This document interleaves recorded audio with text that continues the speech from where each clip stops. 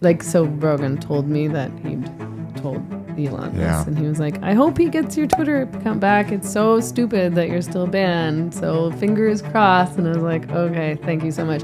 So I just checked, like 2 hours later, it was back. And I was so... This is back to your story. In Mexico that doesn't have stores, like normal stores. Jeez.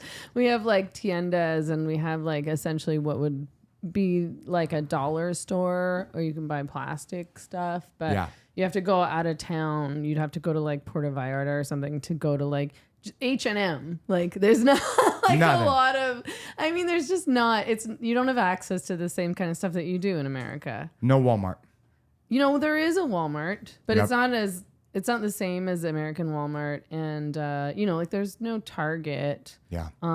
There's no Aritzia. There's no What the fuck is that? Nike store. Aritzia? That's where I buy all my clothes. Well, Literally they look good. everything I'm wearing. They look good. They I look don't good. want to They look good. advertise with them, but literally everything I'm wearing is You hear that? Sponsor her ass.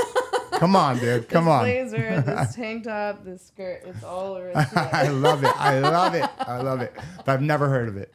Is it in America? It's in Vancouver. It started in Vancouver, actually. So maybe that's why they do have it in America, but it's been around in Vancouver for a really long time. All the Vancouver girls will know what Aritzia is. Aritzia. You hear that? Sponsor her. Shit, Mexico. Why? Well, okay. So I was living in Vancouver. I was kind of, even before COVID happened, I was really getting over Vancouver, politically. And I don't, you know, I have a lot of really close, good old friends from Vancouver. So I don't want to say everybody anything, because there's people there who I like a lot, who I've known since I was 13 years old, who I like went to high school with, right? But people in Vancouver suck. So, The honesty comes out. I find a lot of people there pretty uptight, pretty reserved. This is a stereotype that is probably applicable to lots of Canadians, but I find it to be specific to Vancouver in particular. Like, I think if you went to like Alberta, like if you went to like Calgary, like if you went to, you know, the prairies, to more rural places, you would find more regular, friendly people. But Vancouver's not a friendly place. Like, it's known as being a cold place. And I think I just didn't see it for so long, because I probably was one of those people. 100%. Like, you know, like, and I just wanted to be with my clique. And I was like, I already have friends who I like. I don't want new friends. Yes. These people might be nerds. Like, where are you from? The suburbs? Fuck you. So, but I mean, as I sort of started to travel more, which was mostly for work, really, like I could never afford to travel when I was younger because I was broke and I was always in school and blah, blah, blah, blah, blah. And as I got older and was able to travel for work and like meeting different kinds of people, I was like, oh, people in other places are better than people here. And other places are more interesting. And politically, it's just so oppressive and monolithic, and the expectation is that everybody goes along with these progressive ideologies that, you know, to be fair, a lot of these were I came from a leftist background, right? Like I was, my dad was a Marxist. He was really heavily involved in the labor movement. I voted for our left-wing party in every single election, you know, from 18 until, I don't know, probably 4 or 5 years ago. Wow. And I was a socialist, and I was one of those people who was like left of everybody, and nobody was even left wing enough for me. Damn. Right? Okay. But yeah, and then once I started talking, speaking out about this gender identity stuff, I just went through hell. Like, I was so ostracized, and I didn't feel safe walking around in lots of areas of Vancouver by myself. I was, followed around my neighborhood by a trans activist. I was screamed at. I was attacked, like just out like at the bar. And all these people were so self-righteous in what they're doing and in their behavior, and being like, oh, you can't invite Meghan because she's transphobic, and trying to kind of bully my friends into not being friends with me. and pressuring them to disassociate. And some of them did, you know, a lot of them did not, but some of them, they just were like, this is impacting my social life too much, so I can't hang out with you. Jeez, man, that's gotta like, hurt. Wait, how old are you? 37? Like almost 40? Like time to grow up. That's crazy. That's gotta be so hard. And like I can sort of relate to what you were saying, not the backlash by any means, but for so long in my life, I had this one-sided view. I had CNN on 24/7. I was completely brainwashed to the point where I fucking dude, when Hillary Clinton lost, I bawled my eyes out. I cried like snotty cried. 100%. Like I couldn't believe it, and I was so upset, and I was so upset for her, and I felt like it was so unfair, and I couldn't understand what had happened. Absolutely. I lost my mind just like that. And then things definitely changed, I think, when I started consuming Rogan, and I opened up my eyes, and then I started just getting such a different perspective on the world, right? And there's so many things, but like, what was it for you that was like the defining moment where it's like, I've lived my life the entire time like this, and wait a minute, what the fuck is going on? Yeah. I mean, I had been sort of, you know, the left had been trying to get rid of me for quite some time, but I wouldn't go. I was like hanging on. You know, there was like a massive petition that was started by Toronto leftists to have me fired from my job. I was working part-time as an editor and doing some podcasting and writing for this website called rabble.ca, which was essentially like a union site. You know, it was funded by unions. It was a leftist online news magazine, I guess you would call it. And I mean, they had been trying to oust me for a long time because I was opposed to the legalization of prostitution. And then once I started talking about the trans stuff, that was just fully unacceptable. And so I sort of started to get over it and started to wake up a bit, because these people were so censorial and so opposed to free speech, and so hypocritical and so irrational and so authoritarian, of course, and cruel and hateful. And I was like, the reason that I was always part of the left was because I thought, you know, I cared about other people. I didn't want people to be poor. You know, I wanted people to have health care. Like, I didn't want anybody to be homeless. Yes. You know, I really did care about the downtrodden, and I wanted the world to be really like a better, more egalitarian place. Like, I didn't want people to suffer. Absolutely. And I didn't think it was necessary. And then, you know, all these people were just so hell-bent on ostracizing other people over views that I thought should be leftist views. Like, my views on prostitution were, you know, that prostitution is this massive multi-billion-dollar exploitative industry that's hurting, you know, millions and millions of women and girls around the world. Why would any, you know, so-called leftist or progressive say, oh, this is fine, it's just like any other job? It's clearly not just like any other job. Anyway, that's like, I know that's a big conversation, but, and then, you know, after I'd been a feminist for my whole life too, and suddenly we were saying that a man could be a woman and have access to women's transition houses if he wanted to, simply by identifying as a woman. You know, he could have access to women's change rooms.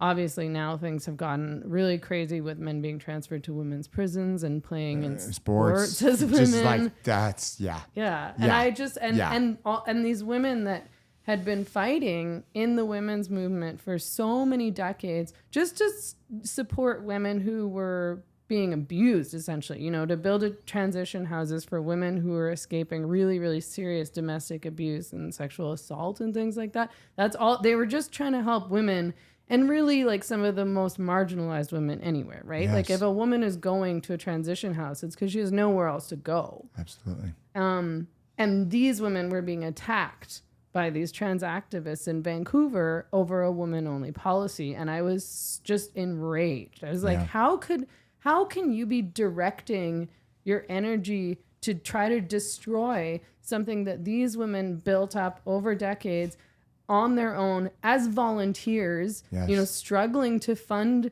these spaces year after year after year after year, and this is who you're going after. Gross. Absolutely. Like gross. Absolutely.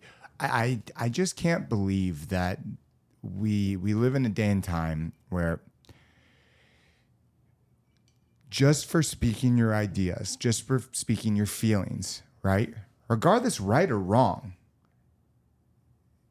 you, talking about you, right? You get so much hate, and not just online, but in real world situations. Yeah.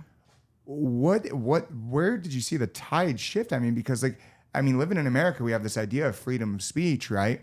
And, obviously there's flaws in that, especially when you go to social media and people get kicked off like yourself, right? Yeah. What was if you look back at the 70s and 80s, you were able to speak your mind, right? Yeah, and progressives and liberals were fighting for that because they knew that was important to marginalized and oppressed people. I mean, that's how change was made 100%. Back in the day. That's how people achieved civil rights, is through their free speech rights and their right to protest.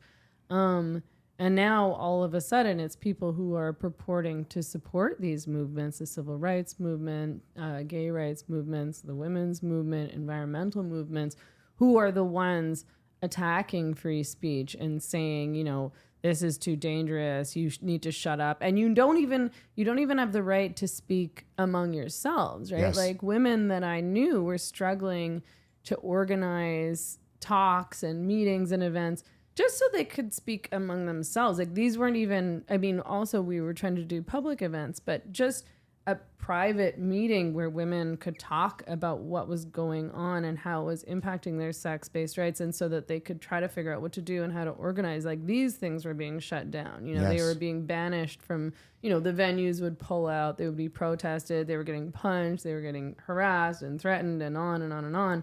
Never mind that, the media wouldn't speak to us. We were being banned from social media. Ostracized, women are getting fired, and it was just, it was really crazy. And I really struggled to understand what was going on, but I was so angry and I couldn't not say anything. And I honestly couldn't even understand how other people could see what was going on and be like, yeah, this is right. I'm on the right side of history here. 100%. These women are hateful and dangerous. These women who are just trying to speak about biological reality. Yes, it's absurd. But this is far-reaching, right? But if you look at Nazi Germany, right, it's like enough people just kind of toe the line, right? They don't say, even though they know it's wrong, they know it's wrong. They just toe the line. Then you have this fucking mass psychosis where it's just like, what happened here? Yeah. Right? And you should be able to speak your mind. You should be able to organize. You should be able to rally, right? Because if right, wrong, or indifferent, right, change does not happen when people are silent. Right. And when you silence people and you have a one-sided view, going back to that Nazi Germany thing, it's just like you go long enough, right? Like you don't want in any country, right? But like Canada, America, like you don't want a one-sided view. Well, no, we're talking about like 1984 then, where, this is the version of the history book that you're allowed to read, and you also have to repeat everything that the history book says, and we might change what's in the book, but there's only one acceptable view, and there's one set of acceptable facts, and whether or not those facts are true doesn't really matter. No. And it's scary, and people should be scared. And I reread, actually, when I got to Mexico. So I finally moved to Mexico during COVID because I was freaked out about what was happening in Canada, around the world, but particularly in Canada. Justin Trudeau's Liberal government was getting very crazy. Authoritarian. Yes. And I was like, I'm going to either get trapped here, I'm going to get arrested for hate speech because either out of the gender identity stuff or criticizing his mandates and his lockdown policies. And he's trying to crack down on so-called online hate speech. He's trying to control what Canadians can access on the internet. He's trying to pass hate speech laws. And what I speak about would qualify, according to him, as hate speech. And I was like, I am getting the fuck out of here. Yeah. But when I got to Sayulita, I reread 1984. And I was just like, Oh my, somebody literally wrote a whole book warning us about exactly what's happening right now. And somehow nobody remembers. It's a very famous book. I mean, we all have to read it in high school. We all Check have it to out. fucking read it. It's Yeah. absolutely absurd. It's absolutely, especially during the pandemic, everyone lost their fucking mind. It's like we spent so much money and lost our fucking mind. Yeah. And so you leave, right? What was your family and friends like? How were they reacting to the situation? I mean, they, for the most part, thought I was, being crazy or dangerous, and that I should just stay in Canada and wait it out and, be safe and everything's going to be okay. And we just need to all get vaxxed and then we'll all be free. And I was like, no, because we've been doing this for how many months now, and all the promises keep getting broken, and none of this makes any sense anyway. And I want to be able to breathe on other people, and I would like other people to breathe on me. 100%. Like, I was like, I'm suffering, and I wasn't even suffering. Do you know what I mean? Like, I was okay. I could still work online. I had my apartment. Technically, I had the things that I needed access to. But the not being able to be around my friends, obviously, like I would see some friends here and there, but a lot of my friends refused to go anywhere near me and had hunkered down in their houses with their kids or whatever. And, I wanted to live free. And I thought that we were going to lose everything, and we have lost a lot, and we lost a lot in going along with all of that. And I was not going to get stuck there, and I was not going to go along. It's so important. People acted like it was so frivolous to want to be around your friends and want to hug people or kiss people or touch people, to celebrate. But this is what humans do. 100%. Preventing people from having funerals for loved ones, from seeing their dying grandparents in the old folks home or the hospital, that is cruel and unusual punishment. Absolutely. And not being able to, it's tradition, and we're social animals and we need it. And it's incredibly unhealthy for us not to be around other people. And we're talking about public health measures, and you're doing something that is literally so unhealthy in such a wide variety of ways. And people just have so lost touch with what it means to be human, and it really freaks me out. Yeah. I mean, it really, during that entire time, and I've said this so many times, it breaks my heart what happened to the younger generation. Like Tyler, he was going to high school, right? He fucking, graduating, right? Although, when you're a kid, it's great, right? It's fun, but also the experience for the family too, getting to see your loved one graduate. It's an important moment. It's an important moment. And it's then like a stone, absolutely. it's like you're moving into a different chapter of your life. Like, it's a big deal. And those kinds of traditions are important for 100%. Animals and human beings. Absolutely. Absolutely. I mean, it's just so freaking crazy that we thought that this was the right thing, and it was only one way, get the fuck out of here, right? And it's so sad that you felt so ostracized that you had to leave, your place of origin, right? Sort of. I mean, I love Mexico, and I didn't actually mean to move permanently. I was just gonna go and see how things went, and I just kept staying, and things in Canada kept getting worse. And at a certain point, I was like, I'm really happy here and I like it better, and I don't want to go back, so I'm not going to. Damn, dude. And I just figured it out. Eventually, I abandoned all my stuff in my apartment. So eventually kind of went back and got a few things and subletted my place. But I love Mexico. I love Mexican culture. I love Mexican people. I love Mexican weather. Yes. And I have American citizenship also, though I've never lived in America, and I was able to travel back and forth to the States fairly easily, and I really came to love and appreciate America a lot more than Canada. So I just felt like I was done with Canada, done with Vancouver. And I was like, well, I'll just stay in Mexico as long as I'm happy here and this is working. And then I might consider somewhere in the US, depending what's going on. But, you know, it was actually one of the best decisions that I ever made, even though it was made under these really not, you know, really negative circumstances. And what I found when I moved to Mexico was a whole bunch of people who were like me, but really also just kind of like, we just want to live our lives. Like, we don't want to be immersed in politics all the time and having like political debates and talking about fucking like the dangers of the Trump and yada, yada, yada. But people who really valued freedom and their constitutional rights and did not want to live under an authoritarian government, and people who also were a lot more accepting. Like, it wasn't, you know, people who maybe probably disagreed with me about various things, but never felt the need to be like, Megan, listen, I just want you to know I think that you're not a good person and that I'm a better person. It's fucking bullshit, man. You know, like, it's like, we don't need to talk about it. We can talk about other stuff. Like, it's, who cares? Okay, you have different opinions than me.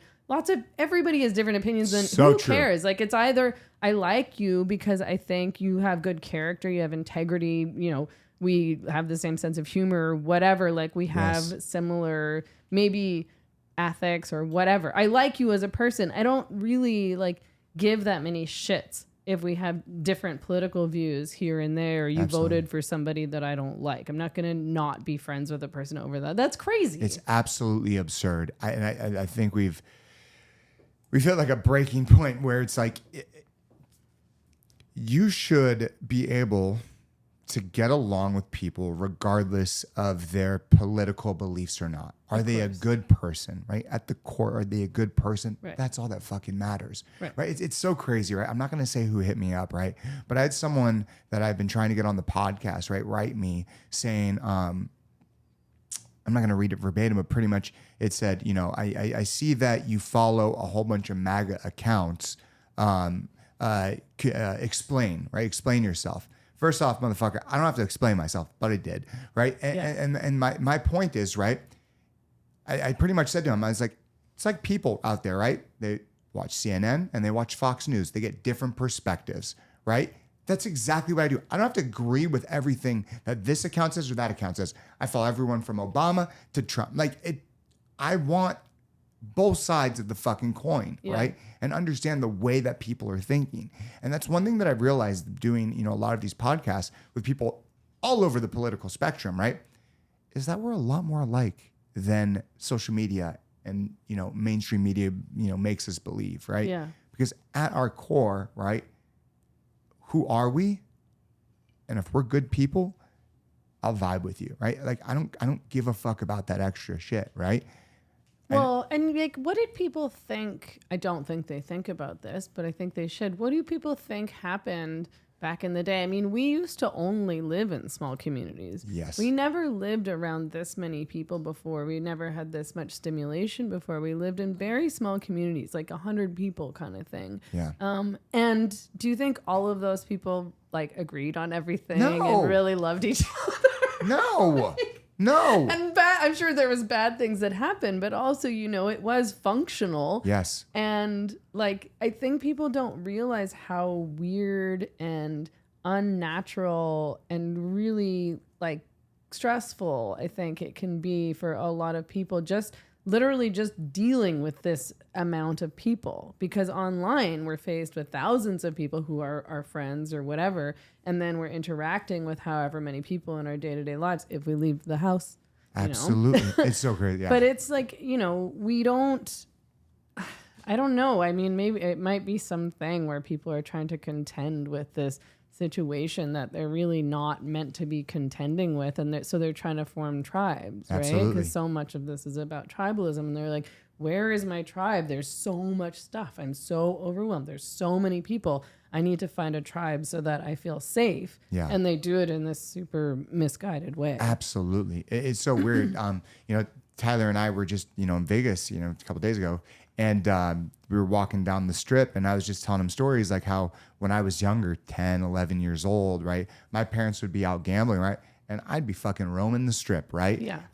You know, at 10 years old, I was riding my bike, like, you know, to school, a mile and a half.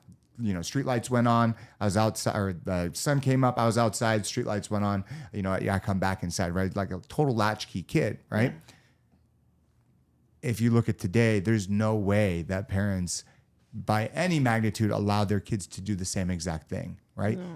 Why is that? Well, are times way more dangerous, right?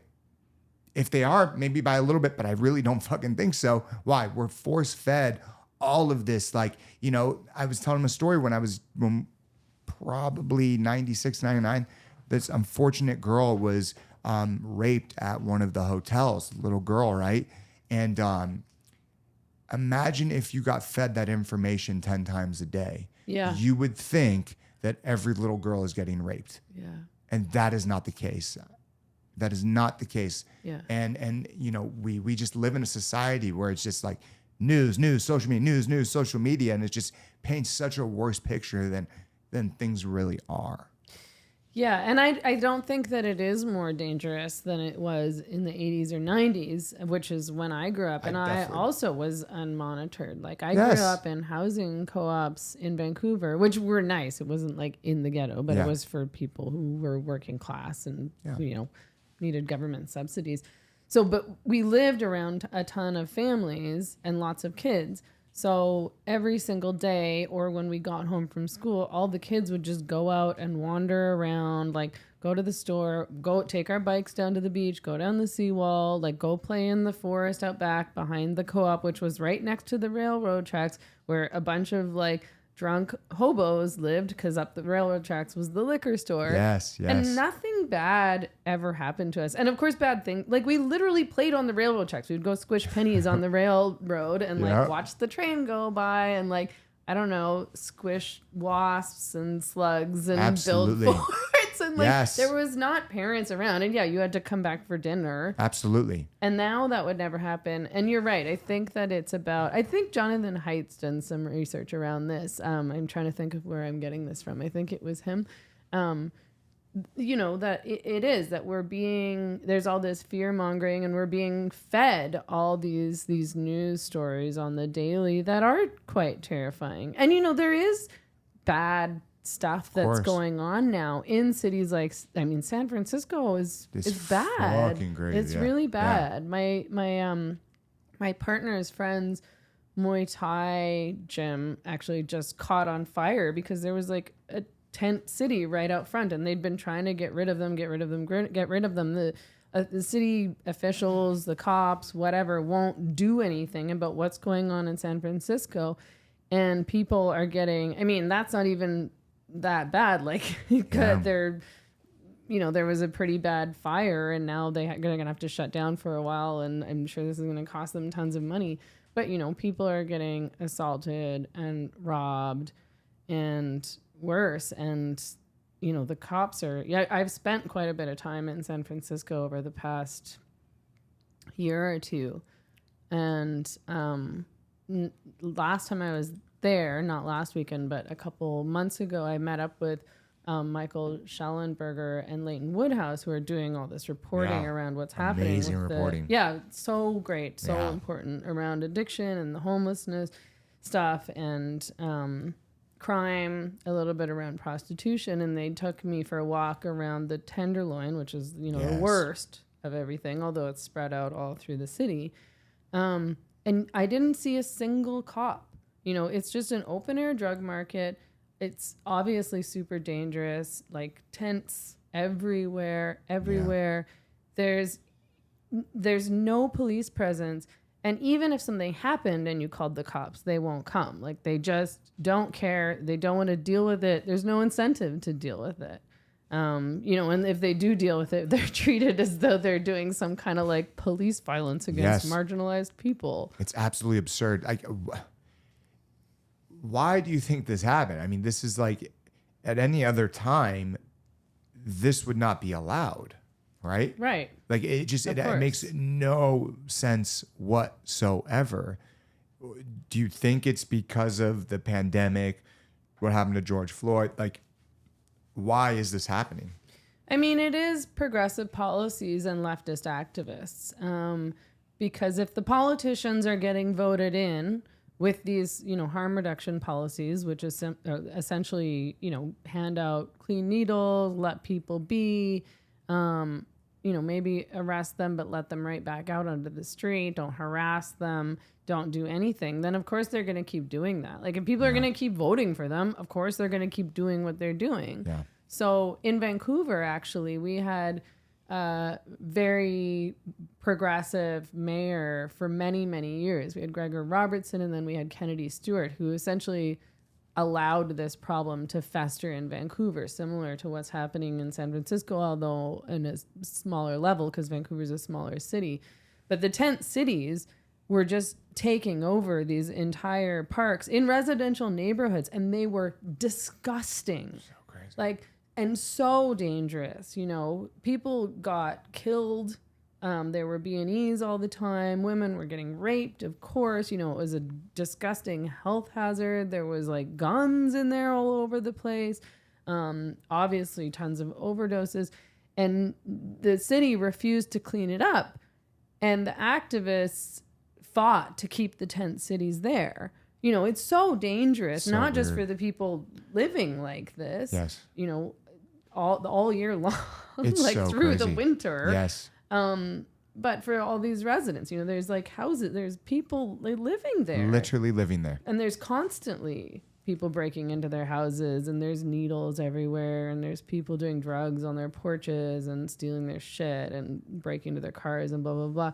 And the new mayor of Vancouver, Ken Sims, ran on a hire more cops platform.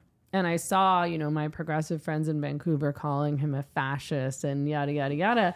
But he won, and he started to clean things up, and it's great. But it means that people, regardless of what we're seeing on social media in terms of politics, that people are obviously sick of this. Yes. And they do want change because they voted for this guy who, if you just looked at Instagram or Twitter or Facebook, you would think that everybody in Vancouver hated him. It's so crazy because we look at these platforms, right, social media channels, and you think that's how the entire world is thinking. Yeah. But in retrospect, it's definitely not, right? It's just these few groups of people that are just speaking the loudest on there. Yeah. And getting promoted by the fucking algorithm. Fuck the algorithm. I hate it. It's so weird, man. manipulative. It's making people think that the world is not what it is at all. Absolutely. Yeah, it gives people this skewed version of reality, right? I mean, even looking back at your own story when you got kicked off of social media, right? Just first, what did you say again? Well, I said men aren't women. Yes. Facts. And then I referred to a man as he. I didn't say anything hateful. I think people didn't believe me when, after I was kicked off, I couldn't really defend myself very easily. So people would be like, well, you must have been, poking the bear, antagonizing. You must have. And I was like, no, I'm not saying that I haven't said anything mean on social media. I totally have said mean things on social media. Sure. But those things that I was banned for were not in any way mean or hateful, not by any stretch of the imagination. No, not at all. What the fuck? Why? Why? I mean, I think that was, revealed in the Twitter files, and they didn't get into the gender identity related bans. But obviously what was happening was that those companies were being directed by government ideology and government policy, and the people working there were just enforcing rules or inventing rules really arbitrarily based on their own preferences and politics. So I still don't know exactly what happened, but I do know that the people who were in charge, who all got fired when Elon Musk took over, which was great, they were not being held accountable for anything they were doing, and they didn't like me, and they didn't like that I was speaking out against gender identity ideology and that I was getting traction. I was gaining support for this on Twitter. This was my primary social media platform at the time. I wasn't really using Instagram or Facebook in a public way. Not that much in any case. And, you know, like, obviously I was getting tons of hate and harassment, but more than that, I was gaining support and people were feeling empowered to say the things that I was saying, which they didn't like. And so I don't know how much of it was just these people working at Twitter that hated me, or if it was that they were connected to trans activists who, you know, had their ears or whatever. But it was just, you know, they just didn't like, I didn't break any fucking rule. Not at all. I did not. There was no rule. The night that I got banned, which was November 2018, you know, like an hour after I got this email from Twitter saying blah, blah, blah, hateful conduct. And, you know, they showed me which tweets I got banned for, but they didn't actually say what I did that was hateful, what the specific rule that I broke. I never knew, so I was just left to guess. But about an hour after I was banned, this was on a Friday night at like 11 p.m. Also, Pink News published an article saying that Twitter had implemented a new rule banning dead naming and misgendering. And I was like, oh my God, come on. Like, we're like, oh, new rule. It's the Meghan Murphy rule. Like, get the fuck out of here, because there man. wasn't a rule against that before. Like, I didn't think I was doing anything wrong. Like, I knew that they didn't like it, Sure. but I didn't think I was breaking rules. And when I was banned, I was shocked. Like, people were like, oh, you must have known that was coming. You were antagonizing them. And I was like, no. Why would I think I would ever be banned for saying that men are women? Like, I never thought that. That makes no sense at all. Regardless, rule or not, saying a man is never a woman, right, wrong, or indifferent, there are so many more worse things that you can say in life. Oh my God. Right? But social media channels are the new, like, town square. It's a new, like, it's like, of course, we should be able to have our free speech laws applicable to that. And then for you to get kicked off that, and then an hour later for that to come out. Yeah. How did that make you, like, because that was like your primary, that's like your business, that's your livelihood. Like, what did that feel like? I was really upset. I cried. Like, because I was really scared. Like, I was like, what am I going to do? Like, how am I going to survive? Yeah. You know, and it wasn't like I was making a ton of money, but I was making a living. Yeah. And I just felt like I was losing my whole audience, and I was scared because I was like, okay, well, now I have to start a YouTube channel, which I had not bothered to do. I have to start, you know, I have to go other places. I had to start a public Instagram page, a public Facebook page, so on and so forth. But I just, you know, I'm like, what am I allowed to say? Yeah. So you're sort of trying to self-censor a little bit, but you don't even know what the rules are. Like, I didn't know what I was allowed to say and what I wasn't allowed to say, which doesn't even necessarily mean that I would have followed the rules had they been there, but maybe I would have tried to get around them in a sort of manipulative way. But I didn't even know. Like, that was the crazy thing. And you still kind of don't know now. You don't know when Instagram, I mean, I'm shadow banned on YouTube, on Facebook, on Instagram. You know, they don't let anybody see any of my stuff on Facebook. You know, and you can tell because I used to get thousands of likes on Facebook, and then in a certain amount of months I get like 9 likes, and nothing's changed. Like, I'm not producing there. No, of course. And like YouTube, you know, they basically stalled my account a year ago, so it got to 20,000, and then it just hasn't grown at all since then. And when I started out with my podcast on YouTube, a lot of those videos were going viral and getting, you know, like 100,000 hits. And, or, you know, like 6,000 or so. It wasn't a huge channel, but it was growing in a way that made sense considering the people that I was interviewing who are big names and things like that. And then now not a single one of my videos will ever get more than like 1,000 hits. I'm just like, and there's nothing I can do. It doesn't matter if I produce more, if I try to like manipulate the words so that there's nothing that might trigger the system. I don't, you know, say the word vaccine. None of that. Yeah. So it's like, it's, you know, it's disheartening because you really have so little control. Yeah. You definitely do it. And it really sucks, especially if this is your livelihood, not someone that's just doing it for fun. Like, this is your job. This is what you do for a living. Yeah. And for someone on a computer and God knows where has all that power, all that control over you. Yeah. That must suck, man. Yeah, like I am trying to make a living, and obviously I do what I do because I think it's important. And if my primary motivation was to like get rich, I would probably be doing something quite different. But I've been doing this work for a really long time. I have always kind of worked on my own, and I built up from nothing. I started a website, I started a podcast, I started blogging, and then I got into journalism, and I built up in a very organic way. I wasn't trying to, go viral or get famous, but I did work really, really hard for a long time to be able to build something up where I could survive and I could do this as my full-time job, which is great. And then to hit this point where you're like, oh, they can just take everything away if they feel like it because they don't like what I'm saying. And, meanwhile, these influencers or whatever are making hundreds of thousands of dollars. Just like doing nothing. Doing actually really toxic things. Absolutely. Like it's worse. Selling lies to people. Absolutely. Absolutely. So then what do you do from there, right? You get kicked off. Like, what happens next? I mean, I have to keep fighting. But I think for me, it's been about diversifying and trying to focus on like a subscriber model. I love Substack. Yes. And I went to visit those guys at the Substack offices when I was in San Francisco a while back. And they're really nice guys, and they really genuinely care about free speech. Like they're not limiting anything on the platform. They're just letting people produce what they want, and if people want to read it and follow you and subscribe, then fine, we're not intervening.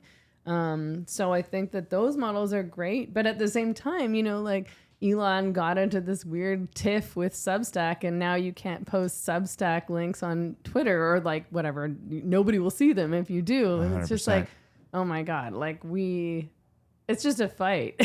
It's so weird. But you just have to put everything everywhere you can and know that it might just like disappear, and have like, like an email subscriber list, and then be on as many, I don't want to spend all my time on social media. So I sort of resent having to, I actually genuinely like Twitter, but I don't want to be on Facebook anyway. Like I don't really like having to have my brain in all these different places all the time. But yeah, you have to kind of do everything that you can and kind of piece things together, unless you want to work within a system and try to get rich that way, which I just don't have it in me. I mean, I'm not, criticizing other people who do that, but it's just, you're not going to sell yourself out. No. I can't. It seems like everything you do is like very organic, and it has to be real to you. Yeah, right? It does. Because if it's not, then it's just not going to work. When you put out that tweet, "A man is never a woman," what was that in regards to?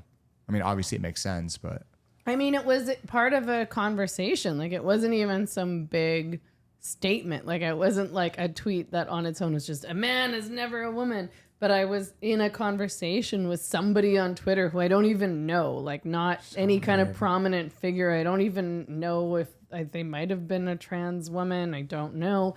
And I was just responding to something that they said and was like, but men aren't women. And so there was that. And then I referred to this guy, Jonathan Yaniv, who started going as Jessica around there, who had been going around Vancouver to estheticians asking them to wax his balls. Like, and, this guy is an actual predator and an actual, he was trying to extort money out of people. That's why he was doing this. It had nothing to do with transgenderism or politics. He just saw this as an in and was like, I know, I'll pretend to be a woman and ask for a Brazilian bikini wax. And when these estheticians inevitably say, no, we're not going to touch your balls. 100%. Then I'm going to accuse them of discrimination, try to extort money out of them. And if they don't pay up, take them to court, which is exactly what he did. And he did lose at court, but he also got money from a bunch of these women who he never took to court. And that's who I was banned for calling he. That makes no sense. And did he go to jail? No, nothing. He's still roaming free, being a gross creep. Like, he's a crazy person, and he's a bad man. Like, people outed him as having predated on underage girls and he's violent, and he's a total creep. He was taking photos of himself in women's washrooms. And just to do that, to try to impose that on these women, most of whom were immigrant women working out of their homes, so already feeling vulnerable. Absolutely.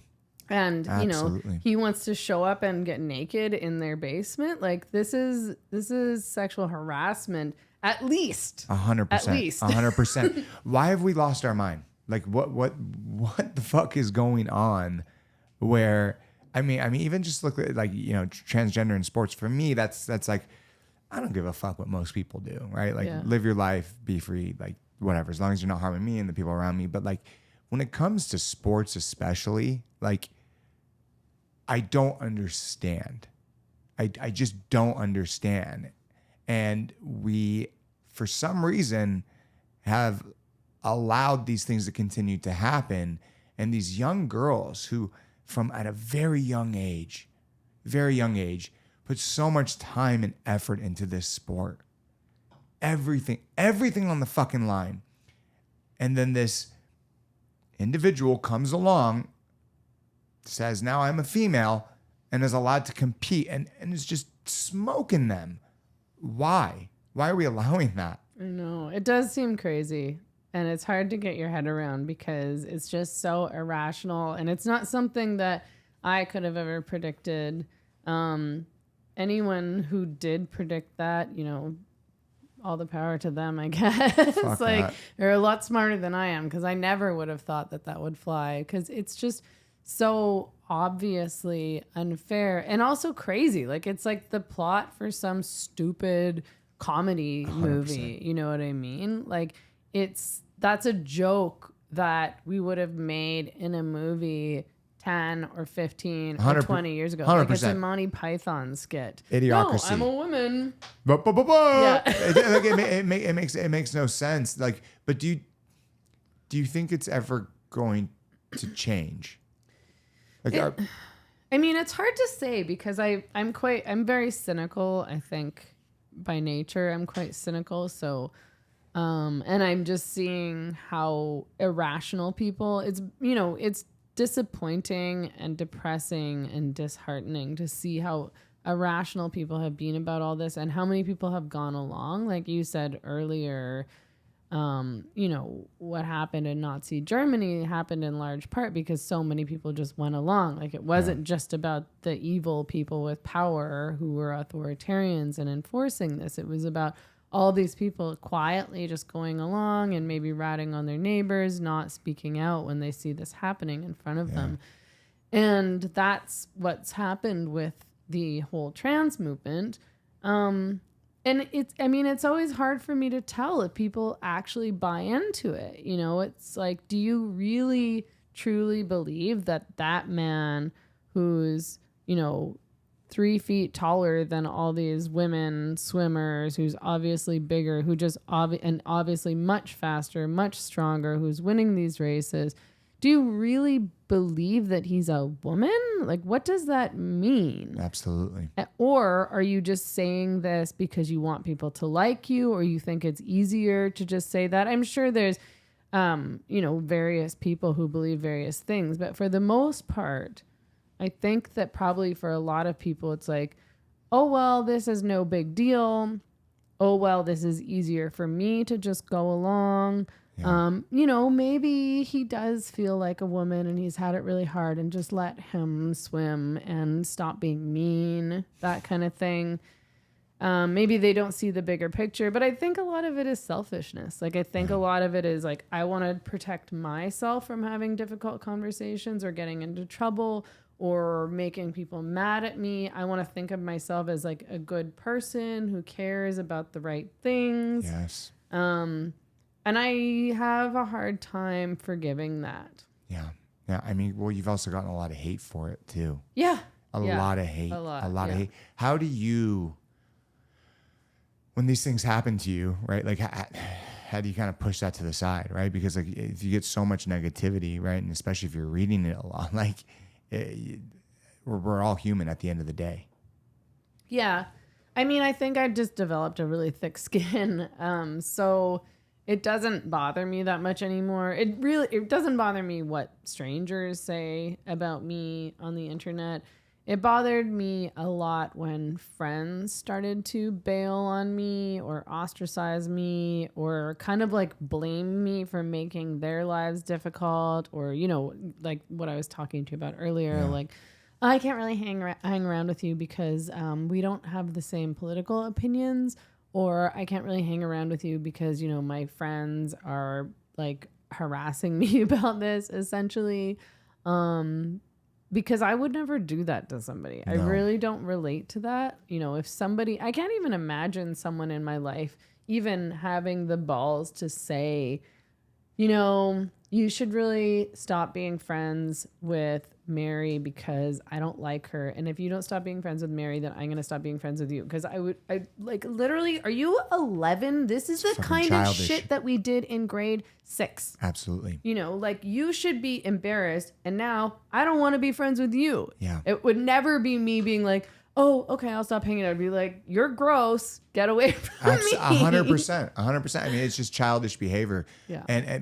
But I mean, especially like these are supposed to be your friends, right? Yeah. These are people that are supposed to care about you, right? And it's just like, and I don't even know how this became a political view, right? Like transgender, it's just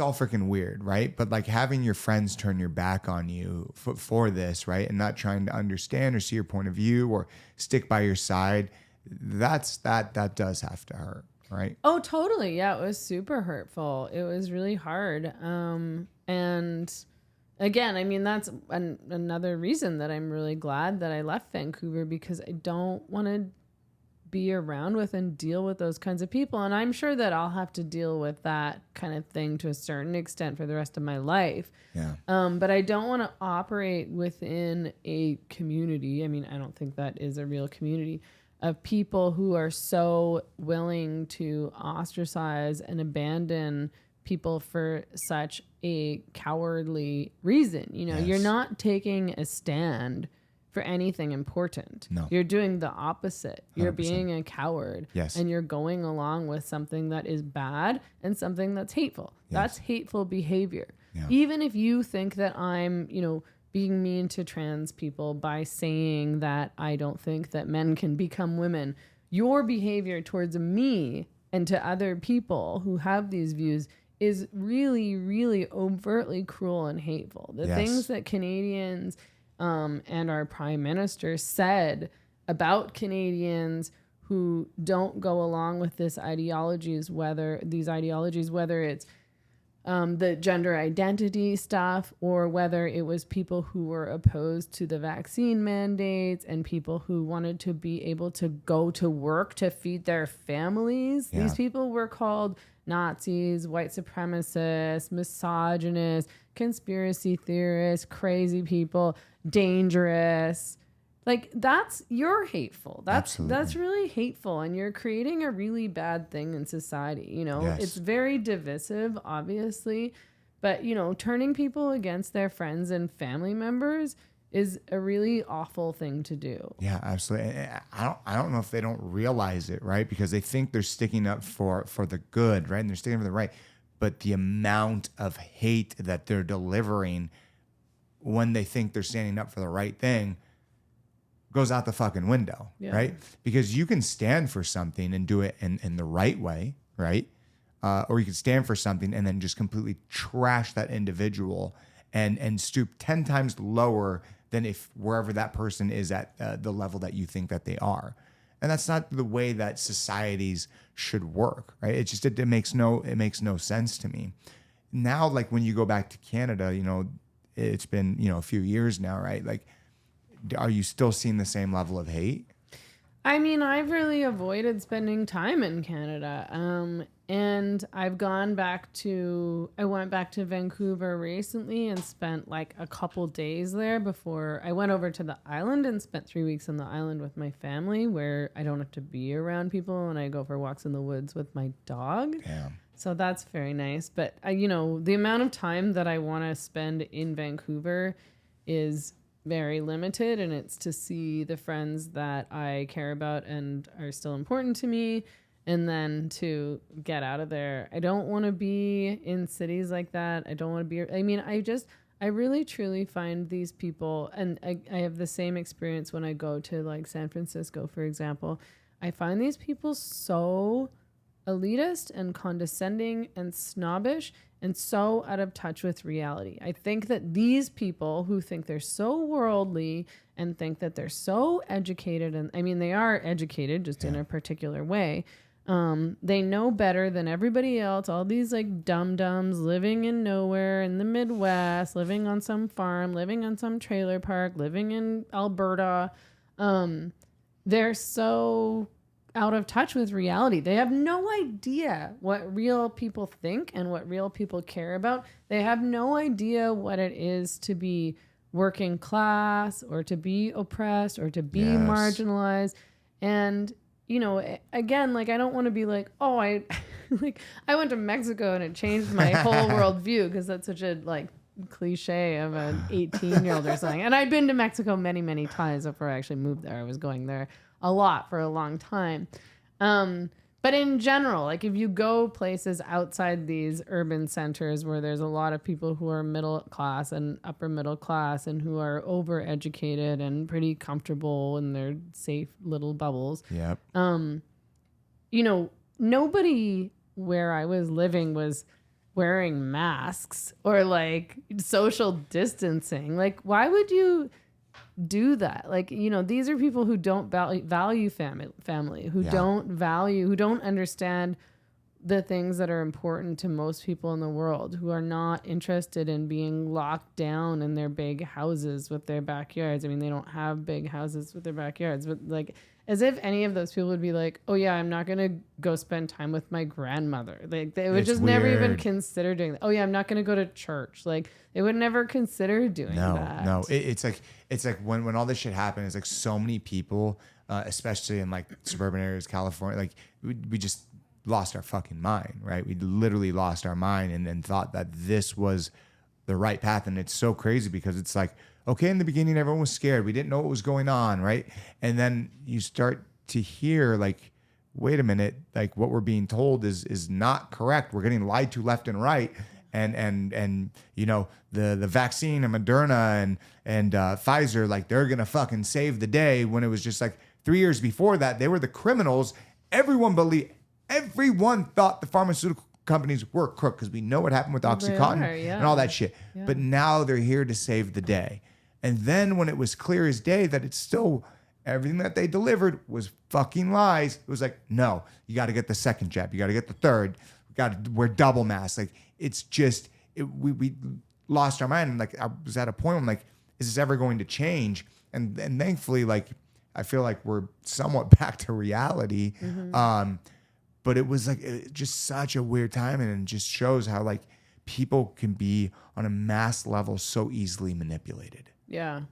And based on fear. I mean, yes. What I hope that a lot of people learn, you know, one of the things that I learned for sure was, well, first of all, I'm never going to trust the government again. I'm never going to trust like mainstream media. Nope. I'm never going to I mean, I never was trusting of big pharma, that's for sure. 100%. But now, you know, like ever more. Yeah.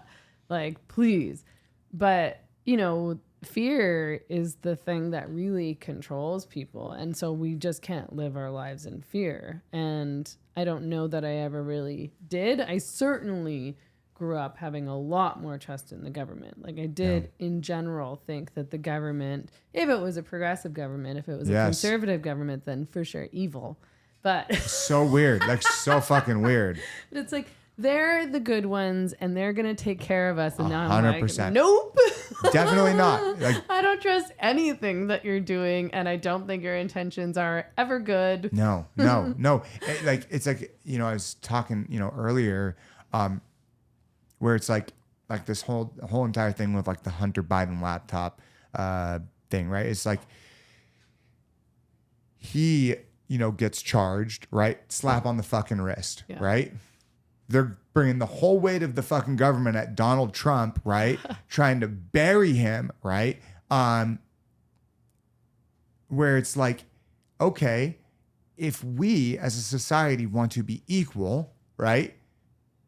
This man, Hunter Biden, corrupt as fuck, right? So corrupt. So fucking corrupt, right? Like, and just such a generally bad, skeezy guy. 100%. So corrupt. Like, let's be equal across the fucking board. But it's just like, once again, you're showing your true colors, right? He gets a slap on the wrist.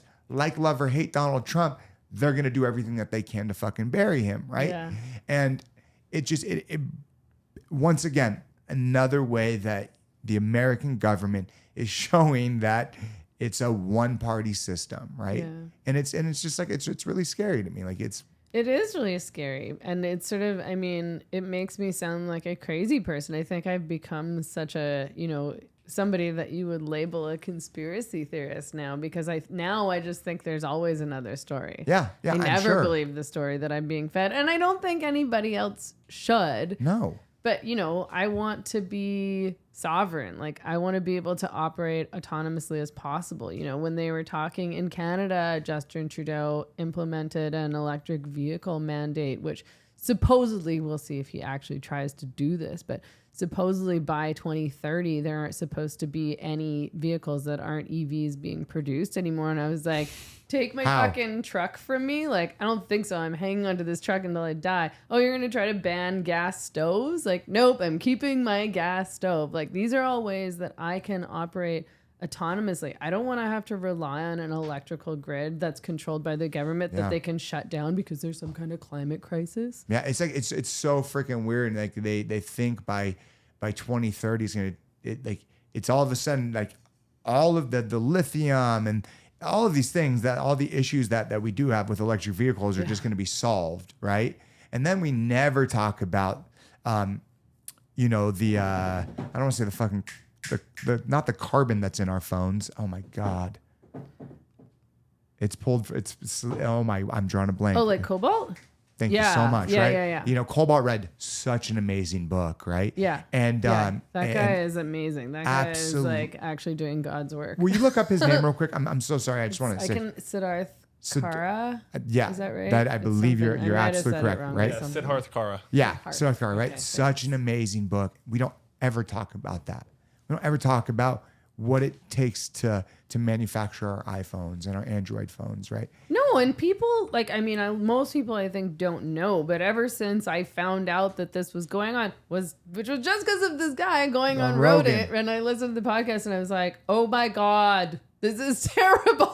I can't believe this. I never wanted an electric vehicle, but now I for sure am going to speak out every time somebody tries to sell electrical vehicles as like the solution to climate change. I'm like, this is a horror show. This is a horror show. Crazy. Like, yeah, it goes into our laptops and our phones and everything, and that's awful, but the battery in an electric vehicle is so much better. And that it's just the hypocrisy of selling that to us as the ethical choice, and it's so not an ethical choice at all, and it's not going to even resolve these climate problems that they're pretending that they're trying to resolve. No. It's all a fucking joke. It's again, like, I feel like it's limiting our freedom for sure. Yeah. Because what happens if you can't get to a plug-in station, which are nowhere? Where is everybody going to plug in all of these electric vehicles? And what powers the plug-in? Yeah, exactly.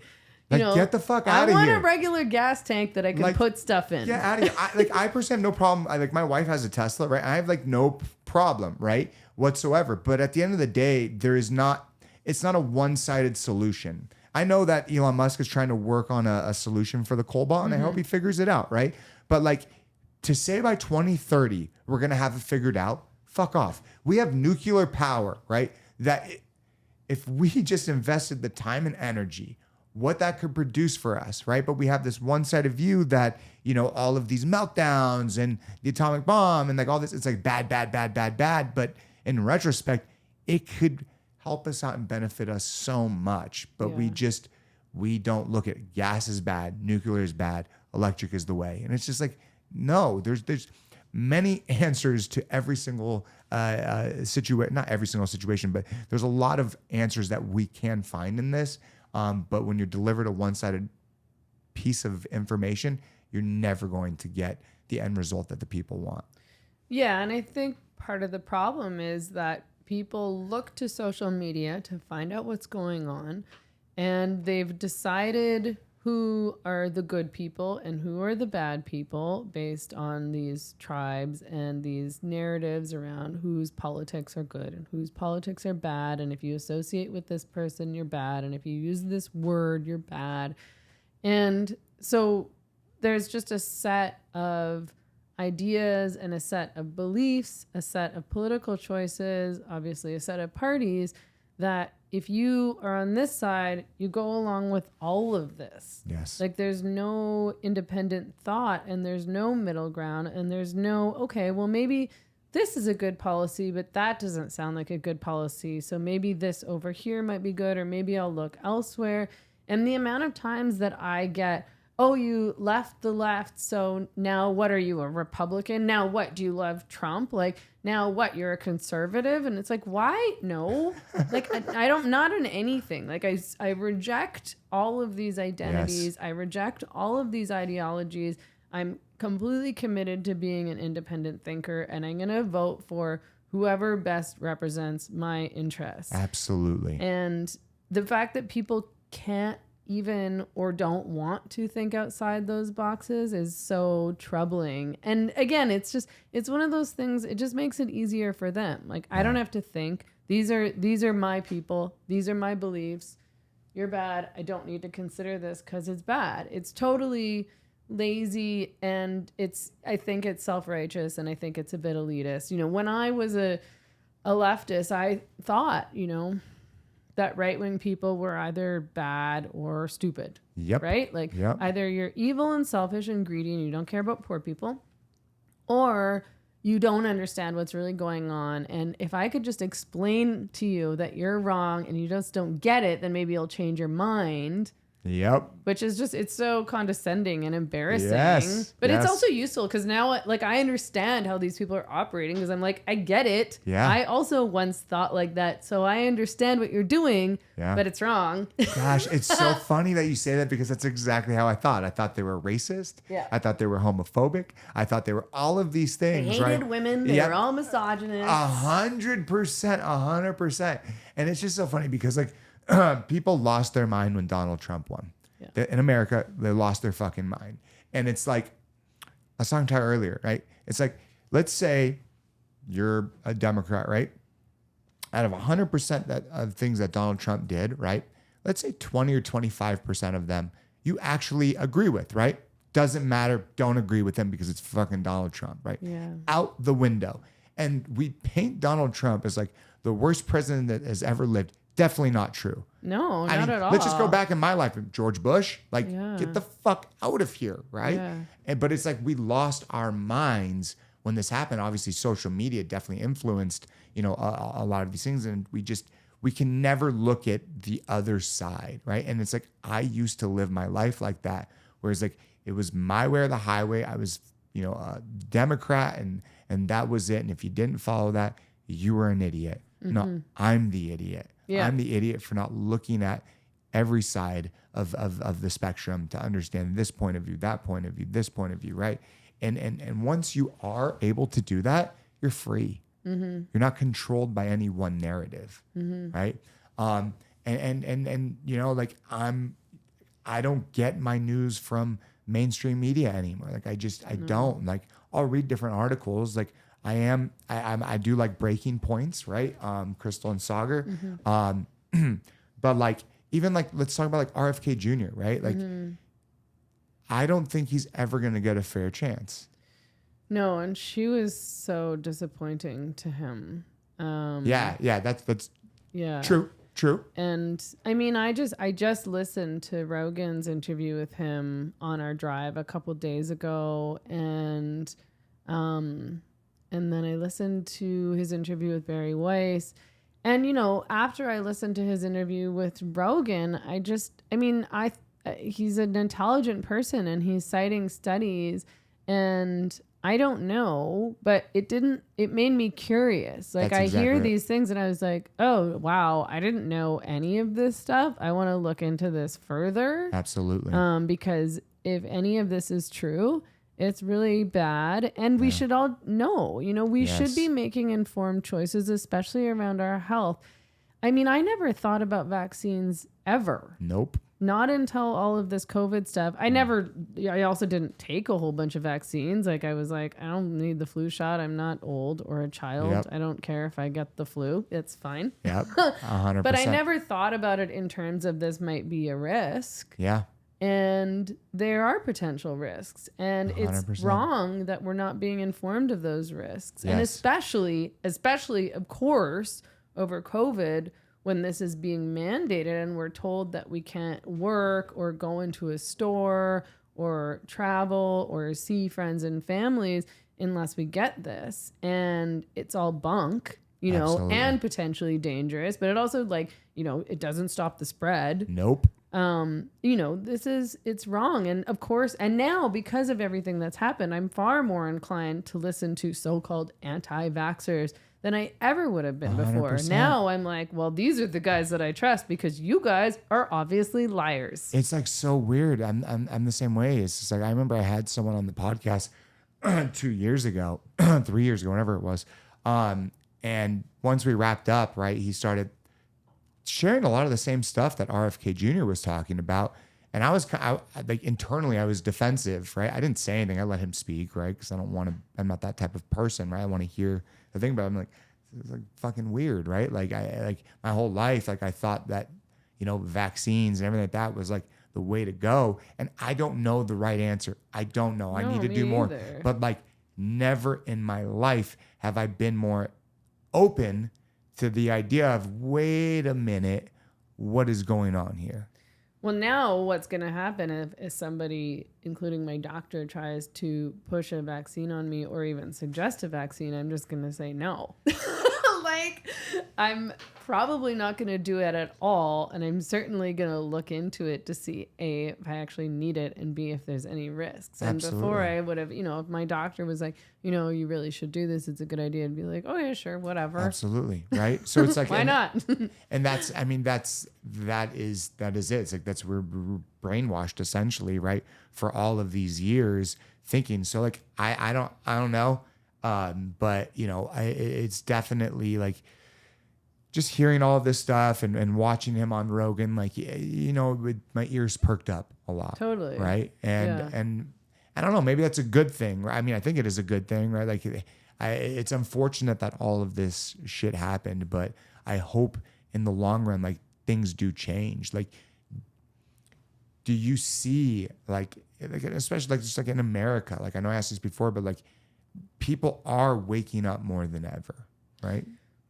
Yeah, I think so. I mean, what I saw in Canada with the Freedom Convoy, the truckers, Yes. was really inspiring because I had really given up on Canada. And I know that's a negative thing to say, but that's how I felt. I was like, well, Canadians are just going to go along with whatever, and nobody's going to fight back and nobody's going to push back.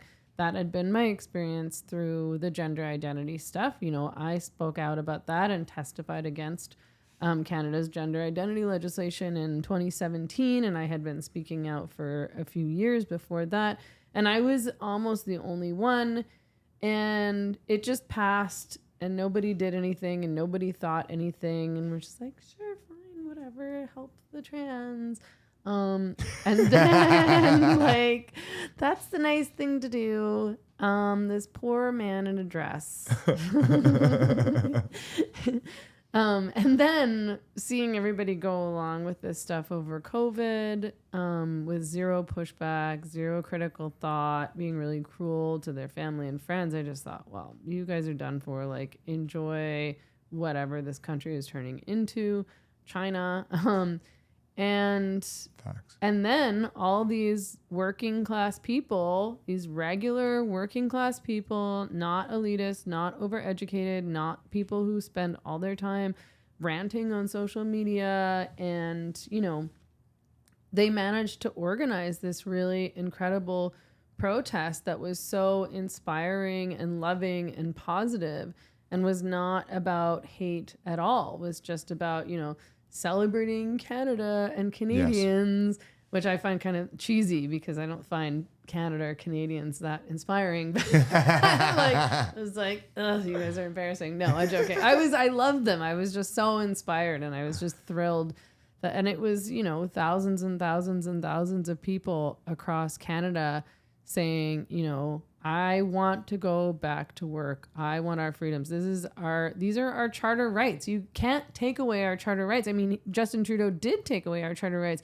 but the whole point of having charter rights is so that whoever's in charge can't just take them away when they feel like it arbitrarily. I mean, of course, he imposed this emergency, the Emergencies Act. So I think that people are changing their minds and pushing back and fighting back. Certainly, I think Americans are even more inclined than they already were to hang on to their freedoms. And Americans were always more invested in things like freedom of speech and, property rights and gun rights and things like that than Canadians ever were. And I mean, I hope that people are waking up. A lot of people are leaving. Like a lot of people are leaving Canada and America to go live in other places where they can be free. Yeah. Yeah, definitely. Yeah. I mean, with that whole charter convoy, didn't they, they raised a lot of money, like $1 million or whatever, and Trudeau just took it? Yeah. And he froze people's bank accounts. He froze people's bank accounts who donated to the convoy. Like he really, truly acted like a dictator. And what he did should be against the law, but he's going to get away with it. There's no accountability for him. And I mean, he treated these people as though they were criminals, and they were just regular Canadians who wanted their rights back and wanted their freedom of speech. Yes. Who wanted to have their lives back. And he behaved abhorrently. I mean, if he gets reelected, I don't know what to think about these people. I was shocked that he was reelected in the last election during COVID. How many times can he get reelected? He's got one more chance. And how long would it be? 4 years. Yeah. Do you think he's Castro's kid? I don't know. I mean, a lot of people have tried to convince me of this. Have you seen the pictures? Yes, I have seen the pictures. I mean, they do look really similar. Like really, really similar. Fuck, dude. There's a really good case for him being Castro's kid. I just can't say definitively, but their photos it's uncanny. Too much. Yeah, it is really sad to see that. And like when I talk to, sorry to interrupt. No, go. I mean, when I talk to, do you have more bourbon actually? Yeah, let's go. Cheers. Cheers.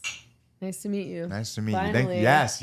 Thank you for coming on. I appreciate it. I'm glad we finally made this work. And I was telling Tyler earlier I was like, this is a weird little town that I feel like was invented for a rom-com. And he was like, oh, right. Yeah, Newhall is like that. Because I just thought Newhall was I've never been to Santa Clarita before. Yeah. And I was like, this looks like a movie set. Like it was like creeping me out a little bit. Like I was like, it's almost too perfect. But it's really nice and cute. And like, I don't know. There's so many parts of America that I want to explore. But anyway, yeah, this was a good excuse.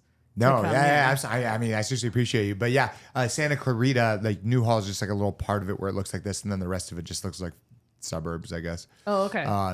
But did you grow up in Vegas? No. Oh, okay. I grew up out here actually.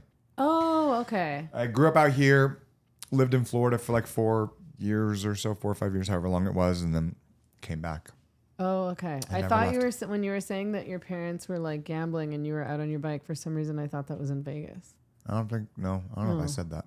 Oh, why am I?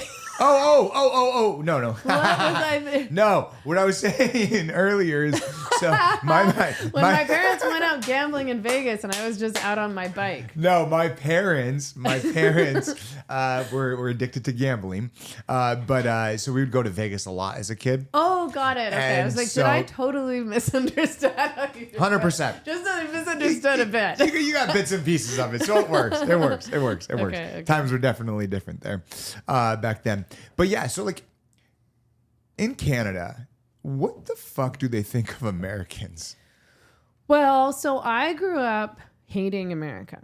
And I hate to say that because I love America and I love Americans. And it's very cool and popular in Canada to be like, oh, Americans, they're gun crazy and they're all, I don't know, unhealthy and they drive everywhere in their big trucks and they eat fast food and they're like dum-dums and like it's very condescending what Canadians think about it. And really Canadians should be the ones who are embarrassed for not having free speech rights.